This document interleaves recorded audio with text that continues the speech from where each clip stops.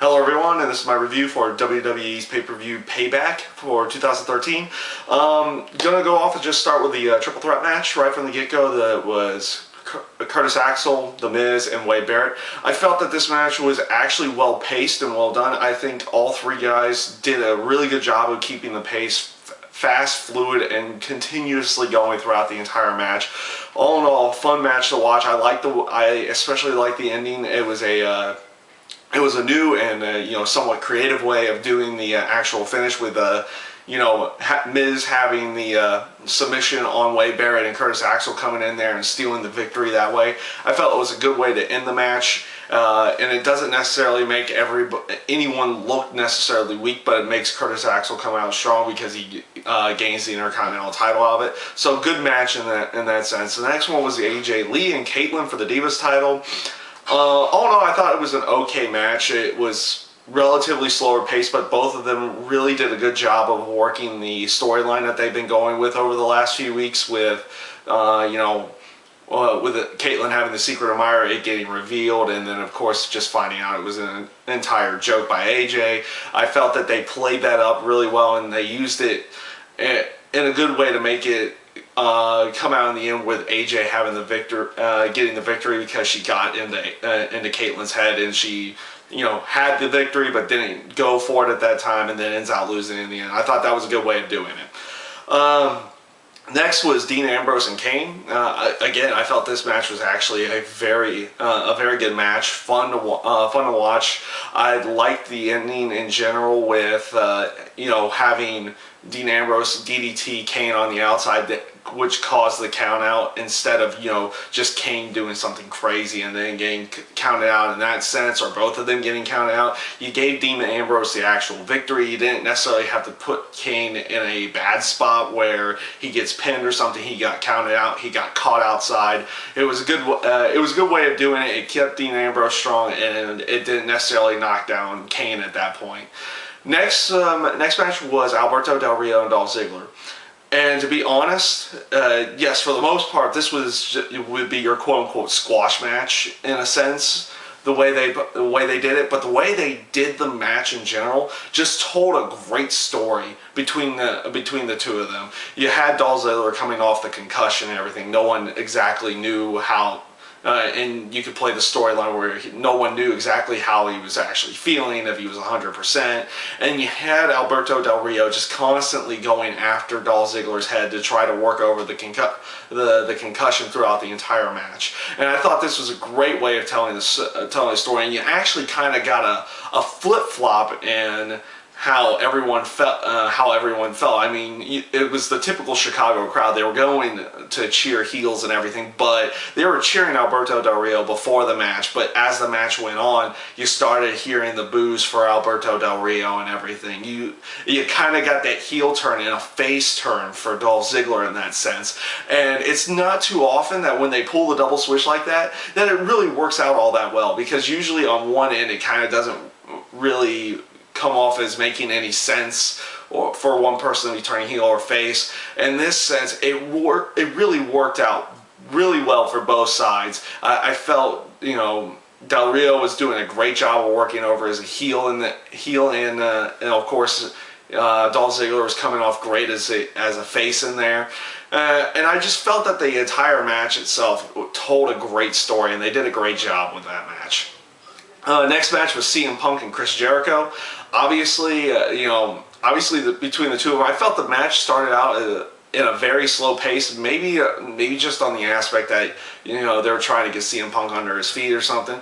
But it did continually pick up as the match went on, and I felt the entire match was, once again, between the two of them, just a great match. Nothing less that you would expect from the two of them. It was just a great overall match.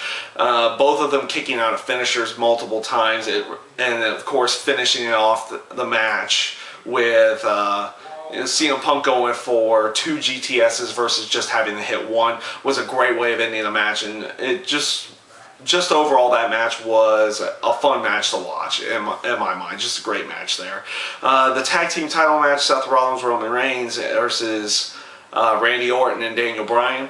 Again, another really fun match. You had that little sense of maybe tension or area of thinking that maybe they could, maybe Randy Orton and Daniel Bryan could pull off the victory and get the tag team titles because of the victory on Friday night. But, you know, overall, they really paced out and really did a great job in this match, and I liked the special ending there where you know, you had Daniel Bryan, he accidentally dove and hit Randy Orton, and then you had the reverse role where Randy Orton looked like he was going to run into Daniel Bryan but stopped himself, but then Daniel Bryan got speared, and then Orton got eliminated from the Orton got thrown out of the ring and thrown from the match at that point, and then of course the finishing aspect of you know, Seth Rollins doing the stomp to Daniel Bryan to finish it off and get the victory. I thought that came off really well, and you definitely could see a sense of either Daniel Bryan or Randy Orton. You know, you saw that they were both really mad. You know, so you got a sense that one of them is going to be turning heel here in the near future. Some say it's going to be Daniel Bryan, some say it's going to be Randy Orton, but we'll see where they actually go with it and see how they decide to work that over into the future. The last match to talk about was the John Cena and Ryback match for the WWE title, 3 Stages of Hell. The first match was the Lumberjack match. All in all, I felt the actual Lumberjack match was a very fun match to watch. I felt like it was out of place, but it ended up being a very fun version of the match to watch in general. Just really nice seeing how they had you had all the lumberjacks in there, and then you had the scene where, you know, Ryback's out there, you have all the lumberjacks converging, and then Cena dives into all of them and eventually getting them in the ring to allow Ryback to get the victory on that fall. After that, though, honestly, it felt like it was your typical Cena match. It wasn't really all that bad, but it, you know, it came to the point of, you know, Ryback pretty much dominating most of the second fall, and then Cena pulls out the victory somehow, and then of course Ryback essentially coming right back after the tables match and regaining dominance again and dominating most of the ambulance match.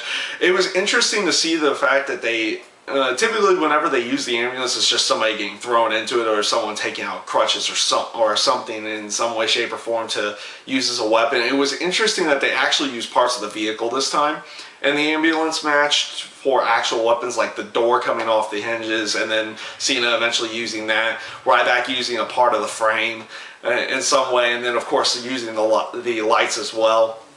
The ending was a little bit awkward, mainly just on the aspect that usually the way the ambulance matches usually end is someone getting thrown through the doors and both the doors get shut to finish the match, but they decided to go the different route where having Cena put Ryback through the roof of the ambulance with the attitude adjustment.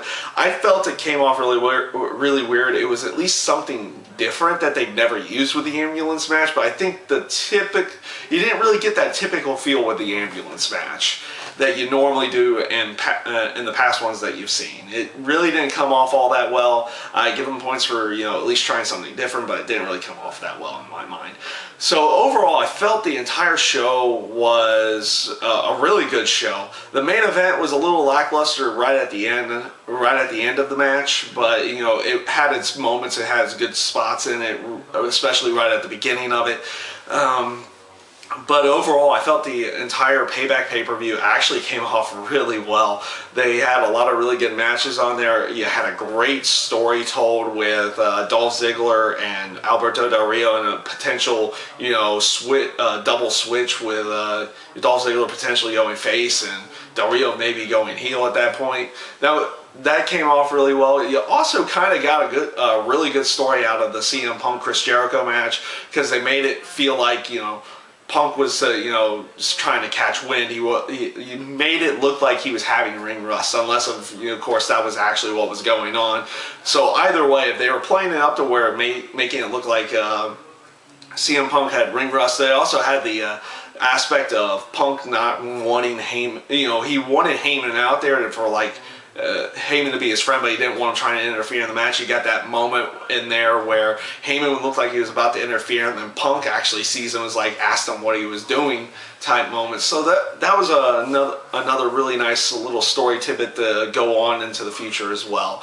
So yeah, overall I felt the WWE Payback show was a really great show. You had very few in the terms of down points in the show, and just overall, it was a lot of fun to watch. So that's my review for WWE Payback. I thank you guys for watching, and I hope you enjoyed.